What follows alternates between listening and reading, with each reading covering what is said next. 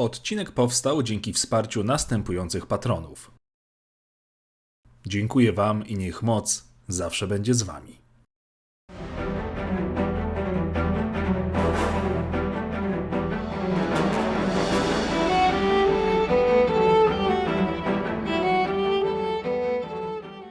Witajcie w Holokronie. Dzisiaj poznamy jednego z niewielu cyborgów, który został ukazany w oryginalnych Gwiezdnych Wojnach i którego cameo było znikome, ale dość ważne z perspektywy legend czy nowego kanonu.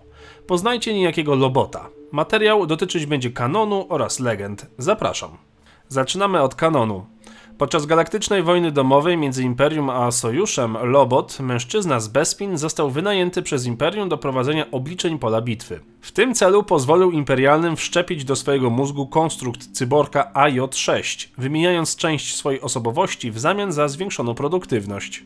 Ostatecznie Lobot opuścił Imperium, by zostać przemytnikiem. W fachu tym zaprzyjaźnił się z innym przemytnikiem, Lando Calrissianem, właścicielem Sokoła Millennium, i Chanath Cha, łowczynią nagród. Pozostali przyjaciółmi przez lata, a Lobot i Cha zakochali się. Niemniej jednak Calrissian i Cha poszli różnymi drogami, a Lobot zdecydował się pozostać z Lando. Jakiś czas po bitwie o Yavin Lobot i Calrissian wisieli sporo pieniędzy u Papa Torren, szefa mafii. Calrissian, aby spłacić dług, udał się, aby ukraść cenny przedmiot należący do Moffa Saria, znanego też jako Płonący Moff. Zamiast po prostu ukraść bibelot i uciec, Calrissian zmanipulował Moffa, aby ten mu go oddał. Calrissian wkrótce opowiedział tę historię Lobotowi, kiedy spotkali się w kantynie Torrena. Lobot był zszokowany ryzykiem, jakie podjął jego partner, dodając, że jego implanty wykazały, że szanse na taką pracę wynoszą około 1 na 10 tysięcy. Dalsze losy tej dwójki poznacie w komiksie Lando z 2015 roku.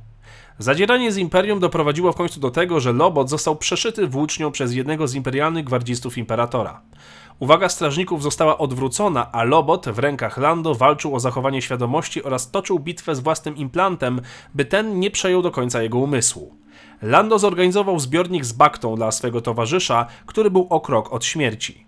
Lando poświęcił się, by znaleźć lekarstwo, które ostatecznie uleczy jego przyjaciela. Po usłyszeniu słowa lek, cybernetyczny konstrukt Lobota odtworzył wcześniej nagraną wiadomość awaryjną dla jego przyjaciela, mówiącą, że Lobot wierzy, iż Lando może znaleźć lekarstwo, ale tak czy inaczej nie byłby zdenerwowany, ponieważ całe życie żył swoimi wyborami. Zauważył też, że Lando ma moc przywódcy i ludzie mu ufają i że powinien zrobić dzięki temu coś dobrego.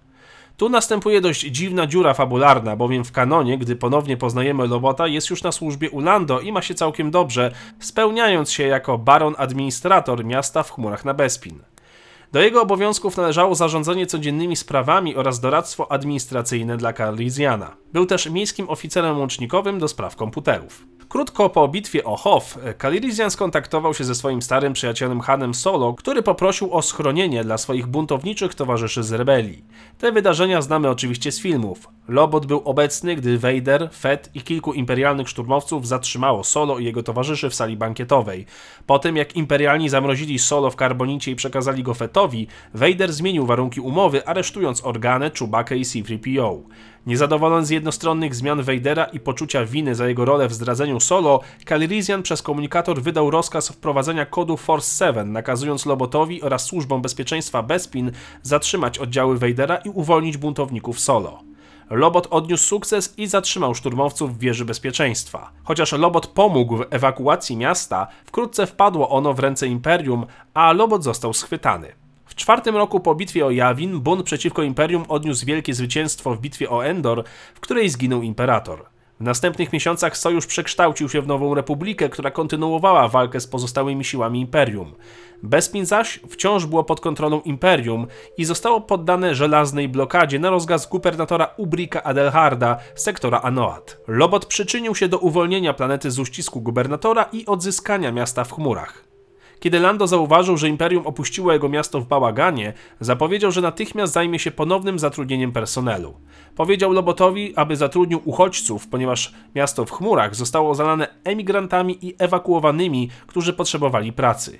I tu właściwie kończy się, póki co przynajmniej, historia tego bohatera w kanonie. W legendach sprawa wygląda nieco inaczej. Lobot był synem handlarza niewolników, który podróżował po galaktyce, najeżdżając biedne światy dla niewolników. W wieku 15 lat jego ojciec zginął, gdy na ich statek wpadli piraci. Lobot służył jako niewolnik piratów przez 2 lata, zanim uciekł do miasta w chmurach. Został tam aresztowany przez strażę Bespin za kradzieże i skazany za drobne przestępstwa. Baronowa Elissa Chalens widziała jednak potencjał w młodym włóczędze i skazała go na 15 lat przymusowej służby dla społeczności miasta w chmurach, by zamiast odsiadywać długie więzienie, przyczynił się dla społeczności. Poddał się również implementacji, stając się tym samym cyborgiem. Lobot podpisał kontrakt z miastem, stając się pierwszym w historii cyborgiem i oficerem łącznikowym z komputerem. Stał się jednym z najbardziej pracowitych i lojalnych pracowników miasta w chmurach i nawet po wykonaniu wyroku dobrowolnie zdecydował się dalej służyć swojej społeczności. Za swoją lojalność został nagrodzony mianowaniem go na głównego doradcę administracyjnego. Nowe cybernetyczne implanty Lobota radykalnie zwiększyły jego inteligencję. Mógł przez cały czas komunikować się z centralnym komputerem miasta, kontrolując kwestie biurokracji, egzekwowania prawa, programowania komputerów, naprawy i bezpieczeństwa, a także systemy łączności i systemy podtrzymywania życia. Pod wieloma względami Lobot był de facto miastem w chmurach. Był duchem miasta, stojącym za jego codziennymi operacjami. Jedynym negatywnym skutkiem ubocznym posiadania implantu było pogorszenie się ośrodków mowy. Chociaż zachował zdolność mówienia, jego mowa została zredukowana do minimalnych, rzadkich zdań. Mimo to i tak nie odczuwał często potrzeby mówienia, gdyż mógł wypełniać swoje obowiązki bez komunikacji werbalnej. Jego obserwacje świata skupiły się na liczbach i wzorach. Jego utrata człowieczeństwa wydawała się dziwna tylko tym, którzy dobrze go nie znali. Jak widać, legendy serwowały czasami zupełnie inne spojrzenie na znane postacie, nie zawsze proste i jednoznaczne. To wszystko, co miałem wam do opowiedzenia o tej postaci. Dzięki za oglądanie, komentujcie, lajkujcie i koniecznie zajrzyjcie na stronę Empik, gdzie dostępna jest już moja książka pod tytułem Tosca, którą serdecznie wam polecam. Dziękuję patronom za wsparcie i niech moc zawsze będzie z wami.